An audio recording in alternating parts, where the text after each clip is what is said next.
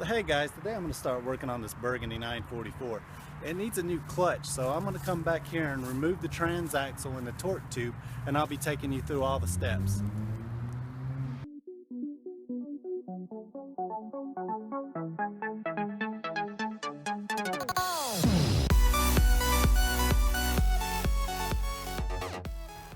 So over here I have my transmission jack. So while you can remove the transmission with just about any jack, this makes the job so much easier and it's well worth the money, because as you can see, these knobs here, they tilt the transmission in any direction that you'd like to go and lines everything up perfectly. And even out on this really soft ground, you can move it around in any direction you like. So like I said, they're well worth the money, and they will save you a lot of time and headaches. So I've got this 944 lifted up now. I feel more comfortable with it being on ramps than the jack stands out here on this soft ground. I also put some blocks up underneath here, so if anything does happen to go wrong, it'll land on those instead of my head. Before starting a project, I like to lay out all the tools that I'll need. If I've done the job before, then I keep notes of the tools that I used, so that way it's easier next time. I'll often just put them in a tray that I can keep next to me, so that way I'm not hunting for tools in the cabinet or having to get up and down and find tools. So here's the tools that I'll be using. I'll be using a 13mm wrench for removing the shifter rod, a 17mm socket and 17mm wrench, an 8mm hex key for the coupler bolts, a 10mm hex key and a 19mm wrench, also an 8mm triple square for the axle bolts. Going with the axles, I also buy some nitrate gloves to cover the axles so that way I don't get dirt in the grease. And here's some various tools that you'll need. That's a screwdriver for prying, and this universal joint here is great for removing the coupler bolts. Now, for early 944s, you'll have to remove the mount with a 17mm socket and a long extension. Later cars, you're going to want a 13mm ratcheting wrench or a short, stubby 13mm socket. So alright, now that I've got everything, I'm ready to get started. So alright guys, this is a transaxle that I already have removed from the car, and I thought I would come over here and show you all the bolts that you'll be removing, because when I'm underneath the car, you won't have a good look of where these are located at, and it may be dark. There may be things in the way, so I just wanted to make this quick part here to show you where everything is. Now when you're underneath the car, this is probably one of the first ones you'll see along the bottom. Will be these two actually, and they have nuts. This one's a 17mm bolt with a 17mm nut. Here's a 10mm hex key bolt, and there's nothing that goes in the top here. You come on over to this side, and there's another 10mm hex key bolt, and again a 10mm hex key bolt, and this one has a 19mm nut on this side rather than a 17 that's on the other side. So there you go. There's all the bolts you'll be removing. So the first thing I'm going to do is go ahead and disconnect the battery. For most cars you just need a 13mm wrench.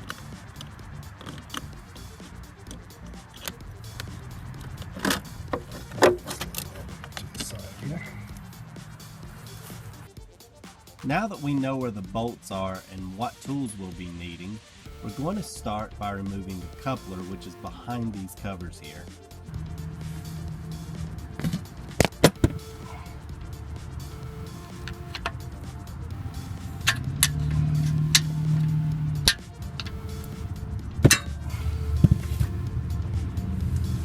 So here's what the coupler looks like, and as you can see, I can't rotate it. I'll need to put the car in neutral and have a partner press the clutch in. The easiest way to do this is to have a partner press the clutch so you can rotate the shaft, or if you don't have a partner, use a tripod. So now that the car is in neutral and I have something holding the clutch, I can now rotate the shaft around. As you can see, I'm using a universal joint here because it isn't exactly straight up into that bolt. And you want to be really careful here because it is easy to strip them out. And you can also see how easy it is for me to rotate the shaft. Once you get everything in there, you'll want to have your helper release the clutch and go ahead and put it in gear so this doesn't wobble around on you.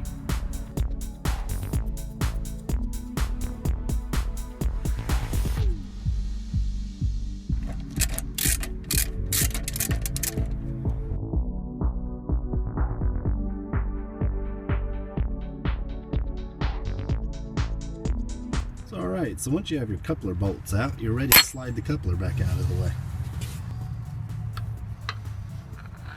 Just take your screwdriver and shove it back towards the transmission. Shouldn't take a whole lot of effort, and that's it. So now I'm going to go ahead and start unbolting the axles, and you'll need your 8mm triple square bit. I have also taken zip ties and tethered the axles up, so once they're unbolted, they won't get in my way.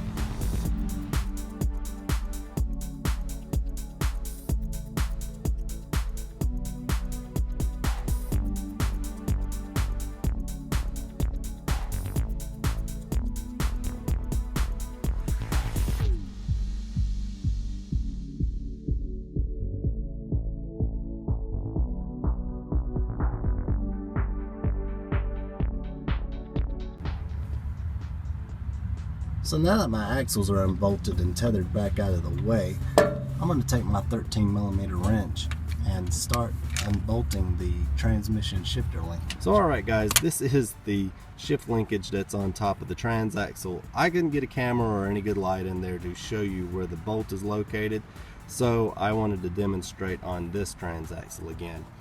You're going to be looking for the black rod coming through, and you're going to pull this boot back, and you'll see the 13mm bolt right there, and that's it. That's all you have to disconnect, but I just couldn't get any light or the camera in there. So there you go. So once you remove that 13mm bolt in the rear shift linkage, you're ready to disconnect the shift rod here under the boot.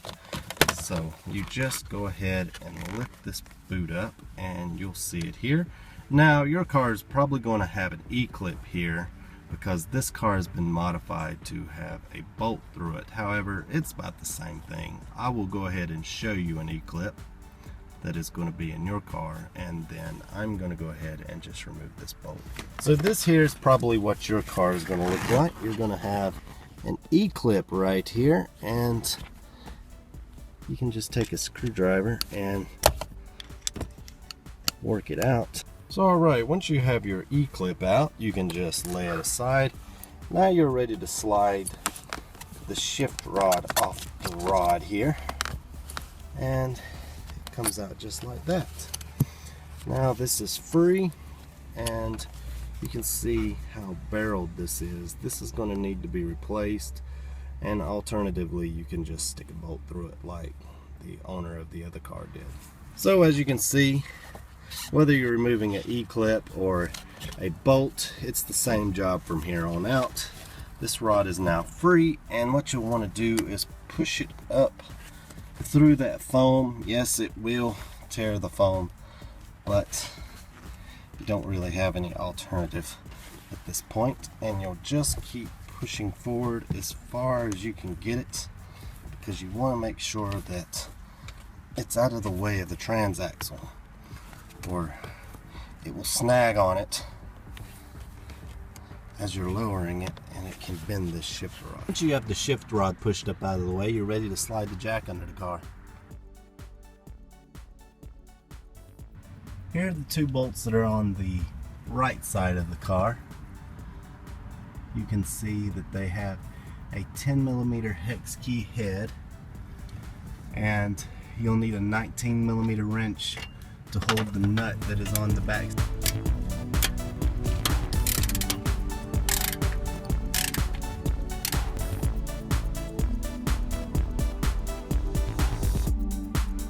So now we're on the left side of the car, and again we have a 10mm hex bolt at the top there, but this time we have a 17mm bolt and a 17mm nut at the bottom.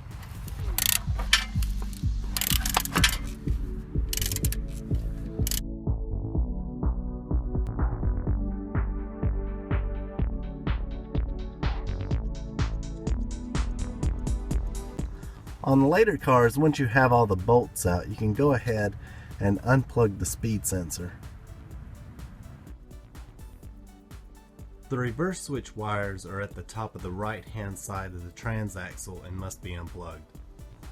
So here's a better look at the reverse switch that's on all transaxles, and over here is the speed sensor that's on the later ones.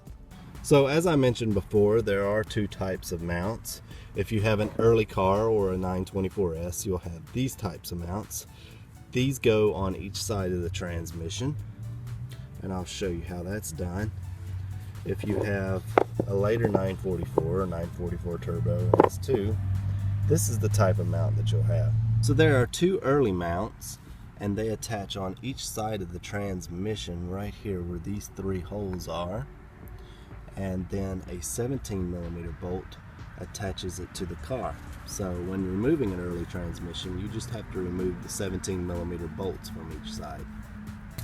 So I'm underneath one of my early cars now, and you can see this 17mm bolt here, and there's one on each side, and that's how you remove the transaxle in an early car. This here is the late mount, and it attaches here where these bolts slide through.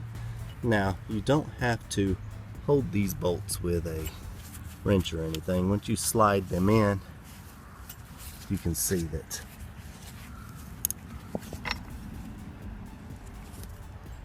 they're held in place by the transmission.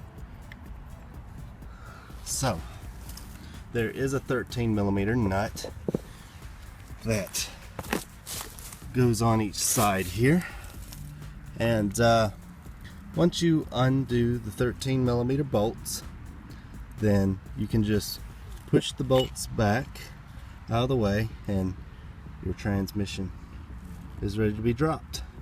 And this will just stay on the car unless you want to drop the cross member, which I usually don't. I just do it like that.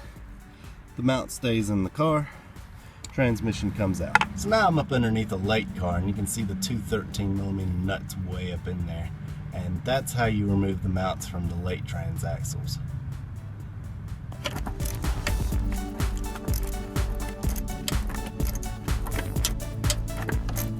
So alright guys, I have the transmission completely unbolted, and now I'm going to go ahead and start letting it down.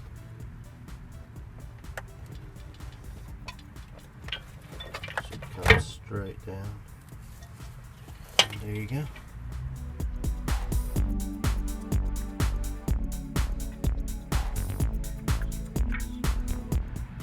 Alright, so I'm rolling the transmission out here, and as you can see, I need a little bit more clearance, but you can see that I have it chained to the jack here, and I can just keep